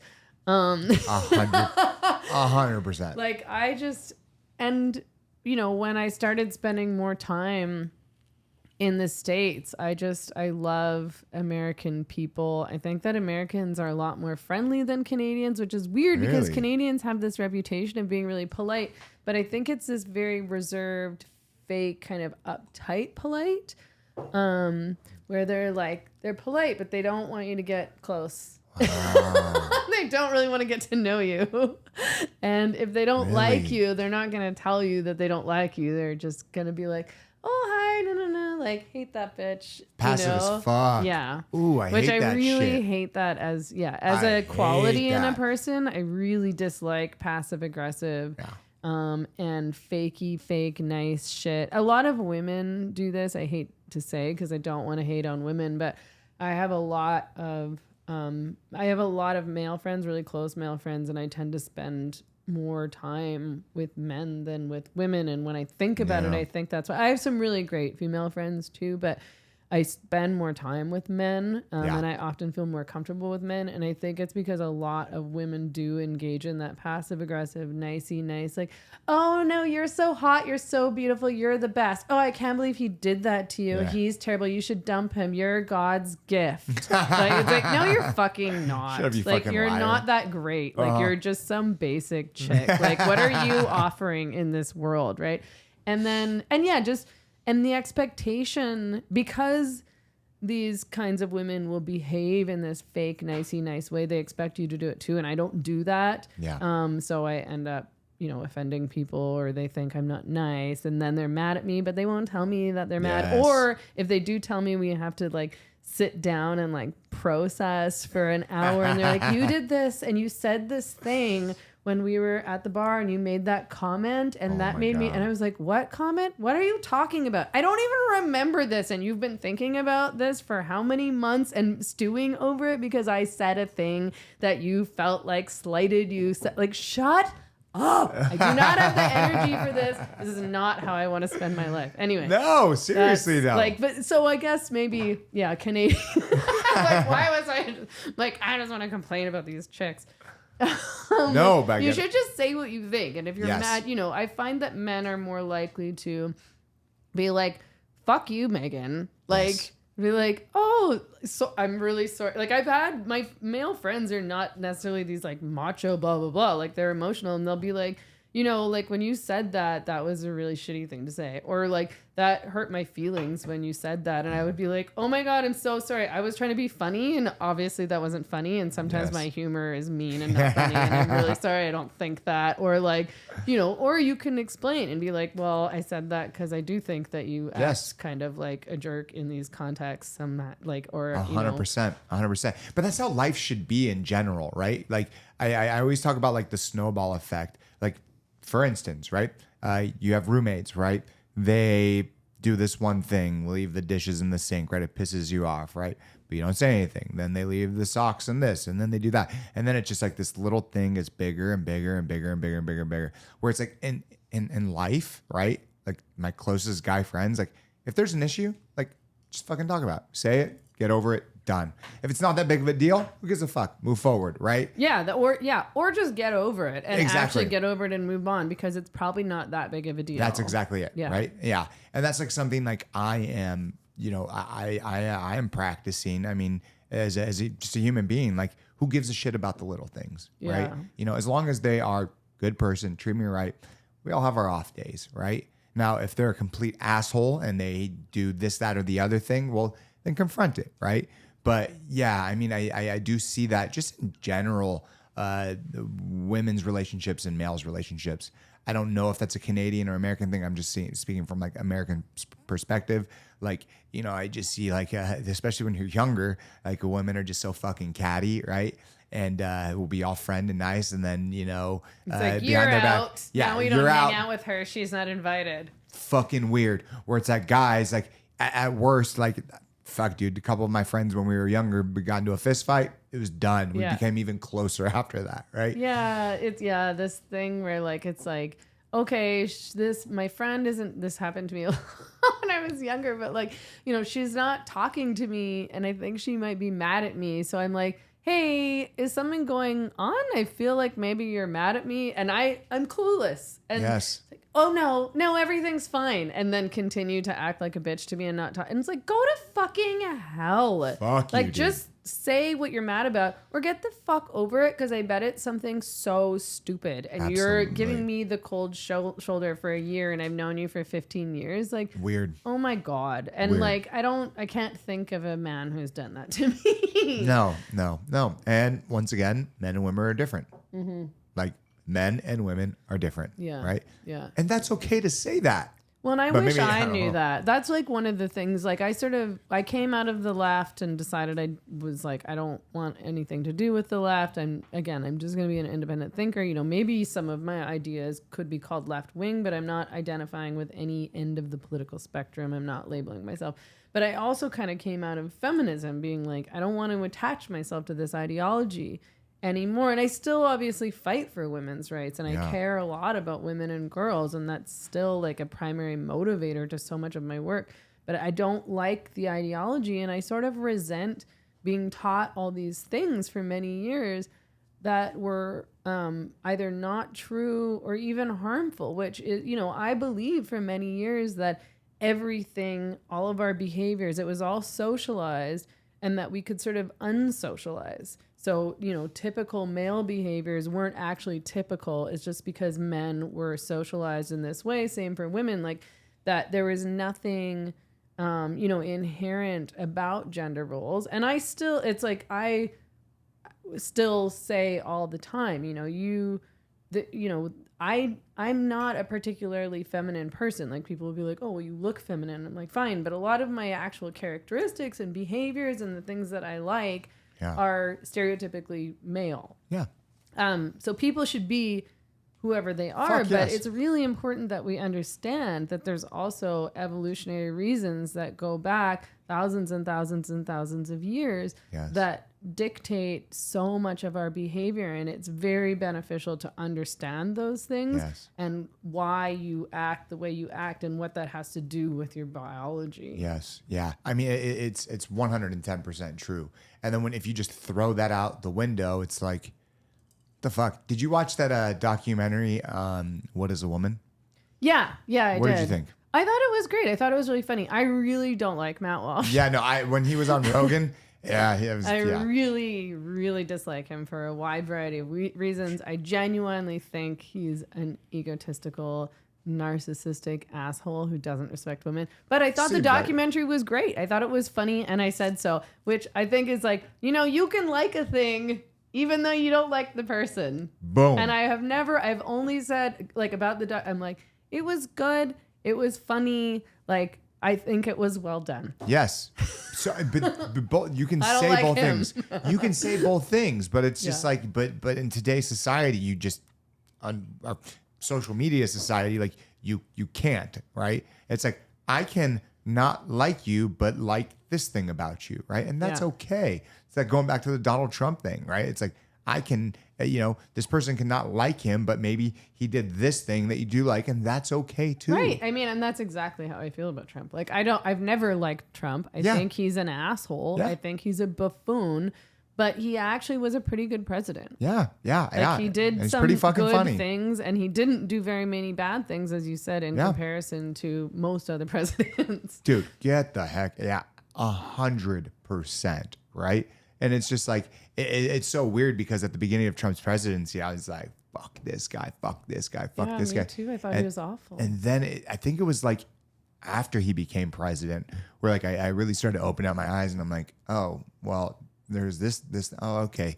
And definitely nowhere near as bad as name fucking George Bush, like I said earlier, right? Well, and you start to see how much the media manipulated people too. Yes. The way that they portrayed him versus Hillary, and how much in bed they are with these parties. I mean, well, this one party, and again, I mean, I really don't like the guy in terms of his personality, but what you said earlier about crying when Hillary lost, I mean, that was probably the major turning point for me. And I think it was for a lot of people because they realized that they had been so manipulated and so lied to, and what the story, the narrative that they were being sold wasn't true. And we'd been made to believe that all of these Americans were, again, you know, it's the same thing that Justin Trudeau did to Canadians, did to the Freedom Convoy, and the narrative that he sold to other Canadians about who these people are, which was just a big fucking lie and a really cruel lie. You know, to tarnish so many people as misogynists and racists and dummies, and, you know, they can't even be trusted to vote. They can't even be trusted to think for themselves. They can't be trusted to share their views on social media. Why would anybody vote for a party or go along with people who treat them in that way? Yeah. You know, all of mainstream media practically did that to them, with the exception of, I guess, Fox. And I didn't know that, like, embarrassingly, like, I'm embarrassed, and I'll say, like, I'll say I'm wrong. Yes. And I was wrong, and I've changed my mind. And I'm sorry, but I'm glad for that. I'm glad that I saw, and I'm glad that I changed my mind, and that I could be humble about that and be like, oh, I have to learn a lot of stuff. Yes, I really don't know what's going on. Yes. But because that happened, I was like, I started to look into it, and I wanted to understand the Trump voter, and I wanted to understand what happened in that election. And I started to expose myself to different kinds of media, including, of course, Rogan, and, you know, Jordan Peterson, and to look at right-wing media, which I'd never looked at before. I'd never read or paid attention to right-wing media. And that's what sort of started to change my mind about everything. That's so true. It's like so true. I was talking to Tyler earlier. It was like, I listen to Ben Shapiro, you know, I don't agree with a lot of the things that he says. I don't want to say a lot of things. I don't agree with some of the things that he says. Yeah. But I agree with some of the things that he says. Yeah, I listen to him too. And that's okay. He's so fucking smart. Yeah, right? Yeah, really smart. He's funny. And there's a lot of stuff he says I don't agree with. I mean, around abortion and women's issues and things like that. Absolutely. 100%. I agree with you, right? But that's okay. Why can't we listen to people where we don't have to agree with everything that they say? Yeah. Right? And that is okay. And it's so funny, like, talking about Rogan, like, I remember someone that I care about dearly calling him alt-right. And then I showed him a video, a 3-minute clip, them saying that he never voted for Republican. He wanted Bernie Sanders to win. He fucking thinks Obama was the greatest president. Like, all these things that he's definitely fucking said, right? Yeah. And he's like, thank you for opening my mind to that. He goes, I had no idea. Why? Because the mass media said that he is this person, which if you listen to him, you know he's not that person. I know. It drives me crazy. The way that the media and the way that progressives talk about and portray Rogan makes me angry, so angry. Yes. Partly because I think I'm defensive of him because he's a really good person, and I really like him as a person, and I know him, and he's just such a good guy that it makes me feel so shitty because I'm like not as, like, he's a very loving, warm, down to earth, thoughtful, open-minded guy. Yeah. And we should all strive to be more like Joe Rogan, but also because you can tell that what the media says about him and what progressives say about him, it's like, you've never listened to a show, like a whole show, once ever. All you've done is read what, you know, Media Matters wrote or what your friends said on Twitter, and they don't know either, or at the root of it, they're lying. You know, the media has the responsibility to listen to the podcast so they can report it accurately, 100%. at very least. So they're liars, and everybody else is just like, oh, well, Media Matters said it, Vox said it, I guess it must be true, CNN said it. And I mean, what they did to him over ivermectin. It's so weird, man. It was crazy. It's so weird. Like, it's so horse dewormer. Like, this is a medication that won, like, the guy who invented it won a Nobel Prize because it saved so many human beings. 2 billion doses. 2 billion fucking doses, and it's horse dewormer. It's weird. Oh, he's such an idiot. No, you're the idiot. You're You have literally the no idiot. idea what you're talking about. Literally not. I mean, And you haven't even bothered to think about, like, oh, CNN said it. Like, oh, you're a smart guy, huh? dude, it's so crazy because I remember when I got COVID, right? I got the Joe Rogan cocktail, right, from this doctor. Yeah. I went from feeling sick, right, to literally in less than 24 hours, I was about 85%. Oh, wow. Within like 36 hours, I was back. I was working out. Like, now, listen, like he said so many other things in there, right, that he took. And I believe the monoclonal antibodies was the thing that actually helped. And then the IV that I got along with it, right? Mm-hmm.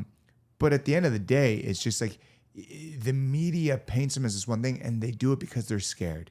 He gets 12 million fucking listens every episode. He puts out 2 to 3 episodes every single fucking week, right? And he's just chatting and having normal, and he didn't push it. Like, he did this all organically. He started the podcast for fun, just talking with his friends. He never intended it to become this thing. He never pushed it. He never even promoted it on social media. Like, it became this thing because he's really good at what he does, and he's having really interesting conversations, and because he's talking about things and covering things in a way that they aren't being talked about and covered in any other media platform. You know, there's more podcasts that are kind of doing what he's doing now, including myself. I mean, I think I'm emulating him in a big way. Us as well, right? 100%, right? I say this to my closest friends. It is listening to Joe Rogan changed my life. Yeah. Literally changed my fucking life. Totally. And on so many levels, opened up my brain just on so many different levels, right? And it's so important for people to recognize that it's okay for you to bring on Bernie Sanders and Ben Shapiro in the same fucking week. Yeah. Right? It's okay for you to bring on this person and that person and have a full-fledged conversation and not think that this person is the fucking devil, right? Because they're doing it. Like, have Peter Hotez on and have RFK on, and they can McCullough, say wildly different things, and it's okay and really healthy because people can then hear different sides and hopefully decide for themselves and look into it further. Like, it's so weird to me because I really enjoy learning. I want to learn as much as possible. Yes. I feel like a stupid person, which is not, I'm not trying to be self-deprecating, but it's because the more you learn and the more you listen to these people and the more books you read, you're like, oh my God, I don't know anything at all. I have so much more to learn. How am I going to do this? I'm such an embarrassing, stupid idiot. But you should think that way. Of course. I think Be that humble, the problem with progressives, and again, I think I was probably like this when I was younger, is that they think that they know it all. Yeah. And they know all the answers and they're not interested in learning. And I honestly, I just wish, and I try to convince people of this all the time in various ways. I'm like, learning is fun.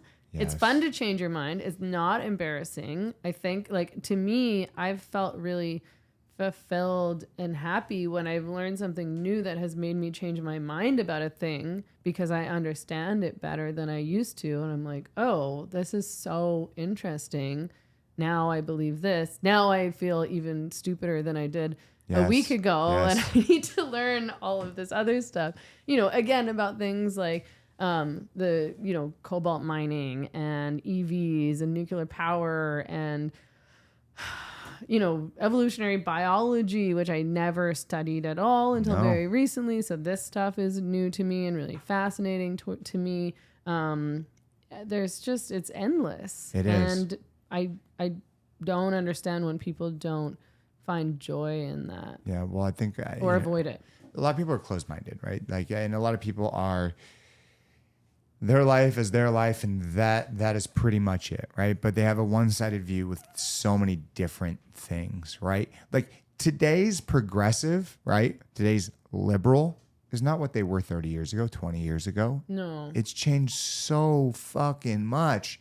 And it's so hard to understand what is right, what is wrong. Do I call you by your pronouns? Do I call you by? It's like, what the fuck? Like, what? This is just like too much. Like, why can't we just be human beings, appreciate one another, and live our lives. Like, And what about freedom? boom. What happened to freedom? I mean, wasn't that what everybody was fighting for in the 70s? 100%. And freedom is like the most important thing. Yes. I said that in the dumbest way. Freedom is like the Freedom most is- important thing. No, but it is. It literally is. Like, It what is. what are you and what's your existence if you don't have free speech rights? If you can't speak freely because you might be persecuted for saying the wrong thing. Yeah. And if you can't operate autonomously and, take care of your family and move throughout life freely and, go to church. I'm not religious, but I support people's rights. Absolutely. Have their religions Absolutely. and do this. This is such an important fundamental thing for human beings, to celebrate, to have funerals, to have birthdays, to celebrate graduations, milestones, to get married, to love, to like dance and sing and, get drunk, which is what humans have been doing for all of eternity. Yes. Yeah. Like to have work and get food and do things to take care of their families and then have parties and celebrations. Yes. Yeah. Life is a blink of a fucking eye. Yeah. And it's nothing. Like, we don't matter. We don't. Like, we nobody's going to remember us. We do not. We do not. We do not. No. And so it's like you can either appreciate the times you have, appreciate the people around you, or you can waste your fucking time on social media bashing every single person who doesn't think like you. Or being like safe inside your house. Oh, fuck that. Like avoiding society and avoiding risk and, living in fear of getting a cold for a week. 100%. Like, 100%. or whatever. It's like, well, you could also, I don't know, implode, or you could get brain cancer, or you could get hit by a car, or your house could catch on fire. Like, there's a million stupid fucking things that could happen to you that you have no control over. Yeah. And you're going to spend 2-3 years out of your life hiding in your house in case you get sick. No. Like, please. Like, no, just like definitely not. That's just not a way to live. And now a lot of those people are still scared. yeah. Like a lot of those people are so scared. Like, and you know what's crazy is like I'll see like young kids that look fit and healthy still wearing masks. Yeah. And like, I don't know, like maybe you have an autoimmune, I don't know what the fuck's going on, right? But I'm sure 99% of you are just so scared from everything that happened, the past previous 3 years that is your blanket. That is your, that is like, I am doing the right thing. Fuck all of you. Right. Yeah. And like that to me blows my mind. Yeah. I think a lot of it is fear. And then I think that a lot of it, I think that there's a lot of people who have social anxiety and mental health issues that they don't want to find genuine solutions for. Like, I found that at least the people that I knew in my life who got really, really scared and paranoid about COVID were people who were kind of scared and paranoid to begin with, and who were hypochondriacs and had social anxiety and didn't want to make new friends and didn't want to be out around people. They really just wanted an excuse to kind of shut down into their bubbles and to not have to deal with other people. And this was like the perfect excuse. So, because for me, like I almost never wore a mask because I would refuse unless somebody actually forced me to. So that would happen on planes. Gangster. And I would like in an airport, it was like I would just get a coffee so that I had I wouldn't, if somebody told me to, that I'd be like, put it on and then take it off. I'd be like, if I was in a situation where like, you're going to get kicked off the plane. There was times when I went into stores and people asked me to, and I left. I was like, I don't want to, I'm just going to leave. Fuck you. But like, because it should feel inherently uncomfortable. Yeah. Not just because it's hot and you have to like smell your own breath and you're like sweating and I feel like I'm giving myself zits or something. 100%. Like, 100%. But you can't talk. You can't communicate. Like, you go to the cafe and you both go, sorry, what? And then I would take off my mask to talk because that's like the natural thing to do. Oh, this is blocking me from, and then put your mask back on. I was like, oh my God. It's and the so people weird. who were like, oh no, I really like it. Like I'm gonna keep this forever. And I don't fucking get it. And it's like, oh, you just don't want to be human, and you don't want to operate with other human beings. Yes, that's what it is. It is mind-boggling. I mean, even just recently, we were on a trip right to Boston, right, and I saw a lady. There was a lady and her husband, right. Husband's not wearing a mask. She's wearing a mask, right. Right. Then she sits down on the plane. She starts eating. She takes her mask off. Yeah. First off, if your husband's not wearing a mask, like you're eventually going to be around him unless what do you wear the mask in the shower, like everything like that. But then you take off the mask to eat, so that's okay, right? It made no freaking sense. And then even when it was like everyone had to wear masks, that was like the same thing. It was just like you're on the plane, right? Take the mask off to eat. That's a shield. Yeah. No, none of it was ever rational. But also you as an animal should want to breathe fresh air. Yes. And be able or to vape. Communicate with people. Right. Or like have your drink or whatever it is you're doing. Like I remember feeling early on like embarrassed. Like I was like, I look stupid. Like I'm not going to walk around looking stupid in a stupid mask. Yeah. And it was like, does nobody else have any shame? Like, don't you care that you look like an idiot? I know that eventually everybody had to do it, but I was like, why doesn't anybody care that they look like weirdos? It's like their stupid masks. We're all sheep. I was like me. I mean, in the beginning, like I was just like following along. I didn't see. I was like, oh, okay, this is blah, blah, blah, blah. Like just, I even remember when all of this shit started happening. I was reaching out to my friends. I was like, okay, we're going to build a fort at my house. We're going to build a 10-foot wall on the fence. Like people are going to go crazy. I thought it was like the apocalypse, right? I mean, it might have been the apocalypse. It might have been, but it was not even close. And and then it was just like, all of this shit started happening. And it was like, it got to a point where it's like, wait a minute, this makes no fucking sense. And we're 2 years into this and California is still wearing fucking masks.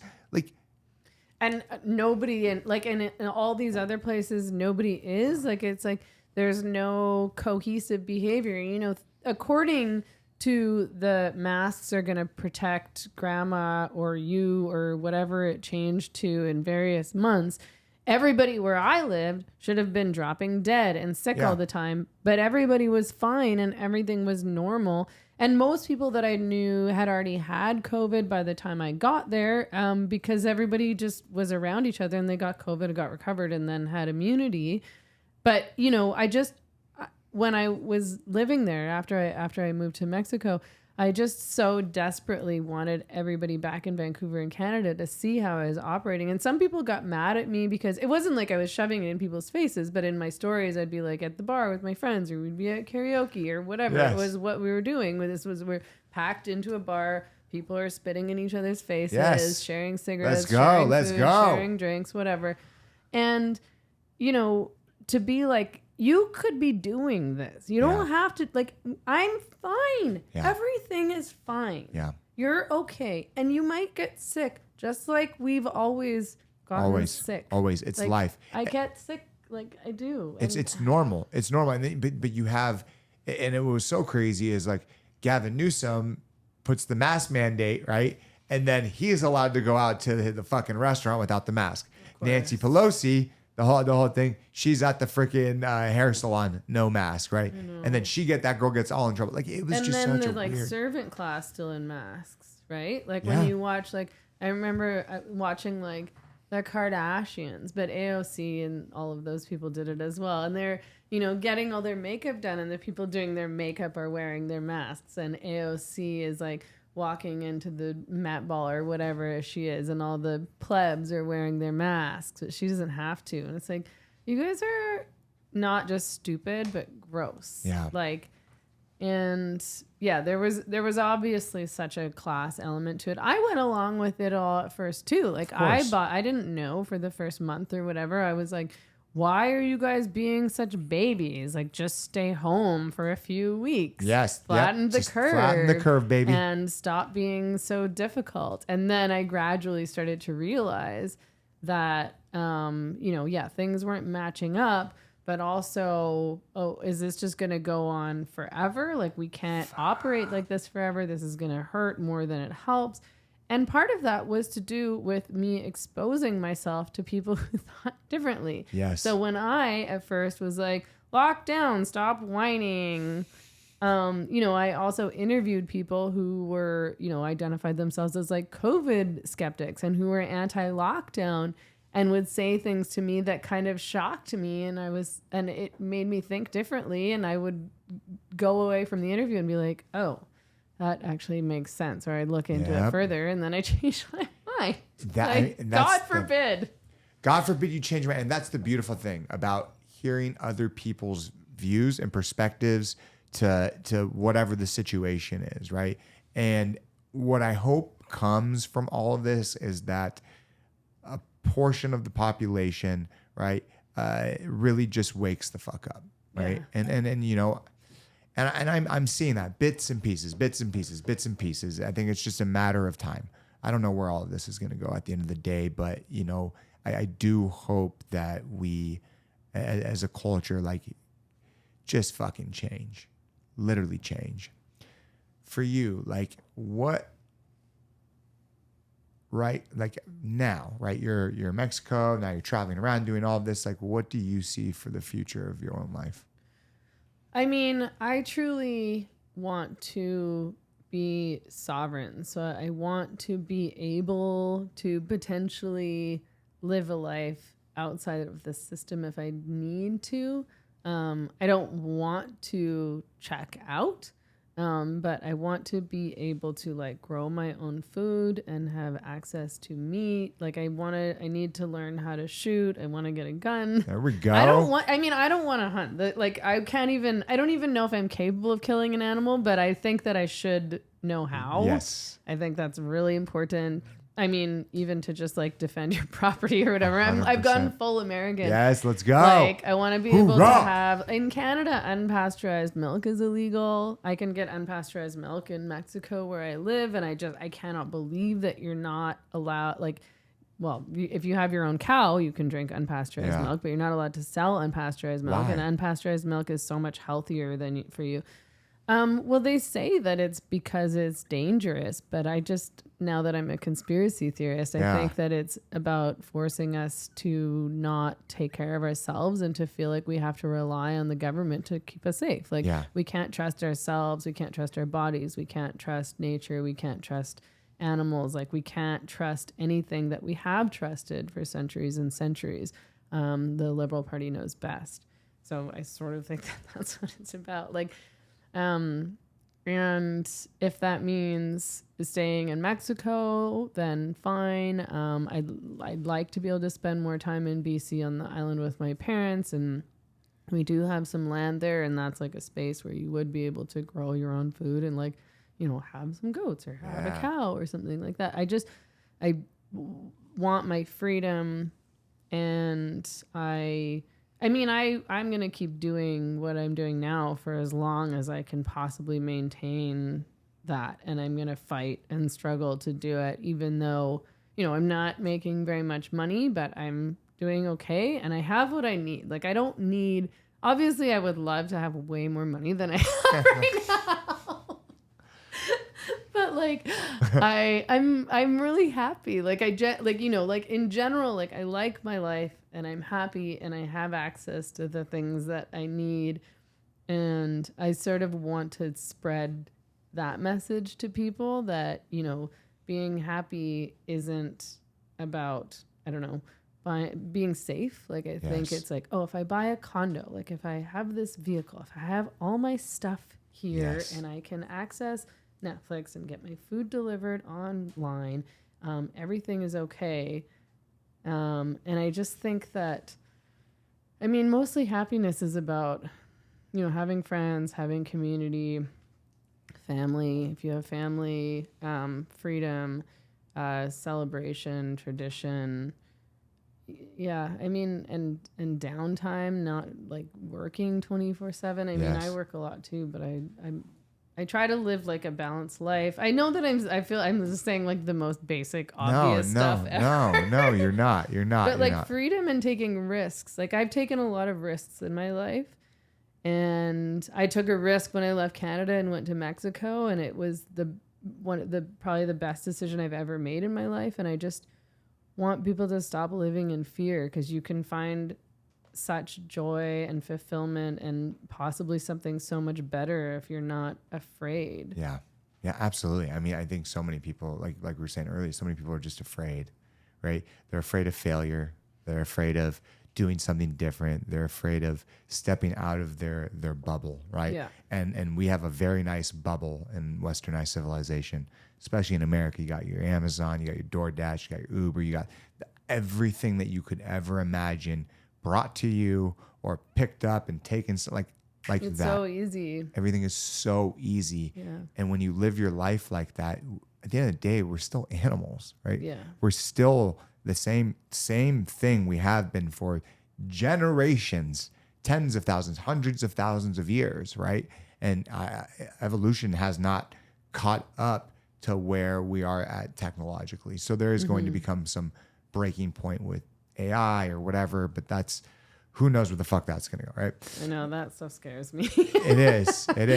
I mean, it's probably the next phase or something. I don't know. But at the end of the day, it is, so many people think that you need all the money in the world to be happy, but that's not true. No. That is not true, right? There are plenty of people out there that have tens of millions of dollars that are not happy. Yeah, really Right? unhappy. I mean, if you think about trust fund kids, I feel like they all have like addictions. 100%. Like, and that's right? all mental health stuff. And it's, if you aren't being challenged and if everything is easy for you and there's no risk and there's no sadness, then I think you end up being miserable. Yeah. And wanting things to be safe and easy isn't actually going to protect you from feeling bad. I think it does make you feel bad. Absolutely. Absolutely. And it's very, very true. A lot of kids that have everything taken care of for them, their lives tend to go down drugs and this, that, and the other thing, where it's just like, some of my favorite people in this world are ones that had to struggle for their shit, right? To get to where they're at today, right? People that I look up to most, right? Because I think that, going through hard things challenges you, refines you. And if you're smart enough, you learn from that and you keep on pushing forward. As we wrap this up, I got a question that I like to ask everyone. When your life is over, you're done, right? 9 feet in the ground, in the ocean, wherever the fuck you want to go, right? What do you want to be remembered for? What do you want your legacy to be? I think telling the truth and standing up for what I think is right in the face of adversity and in the face of harassment and in the face of everybody telling me that I'm wrong and bad for saying that and thinking that. I value integrity so much more than anything. Integrity and authenticity, that's what I value in myself and that's what I value in other people. I think that we should be true to ourselves, and I think that we need to learn how to trust our guts instead of what we're being told. So I hope to spread that message in what I'm doing. But yeah, I think integrity, authenticity, the truth, like those things are so important. I absolutely love that. And I mean, you're the first person to say it like that too. A lot of people have different answers. Some people have the same answers, but I believe what you're fighting for and what you've been fighting for and why, I mean, seeing you on Rogan and then following you, it's like, that's what I was like, you're a very, very an amazing human being. And I love what you are doing, and you speak your mind, and regardless of all the bullshit that you get, you continue to push forward, and you will be remembered for that. I appreciate you so much for coming on the show, like literally from the bottom of my heart. Where can people find your stuff? Well, I'm on Twitter. Ooh, she's back, baby. Let's go. I was banned for 4 years. I can't believe it was that long. And I got back on almost exactly 4 years to the day. So I'm very glad to be back. I'm a bit of an over-tweeter. I really genuinely enjoy it. I find it so entertaining with Elon and his eccentricities or whatever. Yes. But I'm on Twitter at Meghan E. Murphy. I'm on Substack, which you can find my Substack at www.meghanmurphy.ca, and that'll reroute you to Substack. And I'm on Instagram at Meghan Emily Murphy, and Fuck Facebook. I have a Facebook page, but I don't even want to advertise. I know it's the same thing as but they've just throttled me so much that I fucking hate them. Oh, my podcast is called The Same Drugs. Duh. So that's on YouTube and everywhere. I was like, oh, right. The thing that I want people to listen to. Yes. Yeah. How did you get notified that your Twitter was back? Well, Rogan told Elon to he was like, it's stupid that Meghan's banned from Twitter, Elon. And he was like, and then I just checked. Like, so Rogan told me that he'd told Elon this. And he was like, I hope he gets your Twitter account back. It's so stupid that you're still banned. So fingers crossed. And I was like, okay, thank you so much. So I just checked, like it was 2 hours later, it was back. And I was so happy. I just felt so like I didn't even know what to do. I'm like I was so upset about being banned from Twitter. It was just torture. Oh my God, that's awesome. Yeah, it was. It seems like a dumb thing to be No, really it's happy not. about. It's not. But I was like, fuck you. Yes, like, yes. I was so mad. Let's go. Let's go. Megan, thank you so much. You're an amazing person. I really appreciate you. Oh, this was fun. Thanks so much for having me. 100%. It was great. Anytime. Yeah. Absolutely. Thank you so much for listening, everyone. Have a good night. Cheers. Cheers. Boom.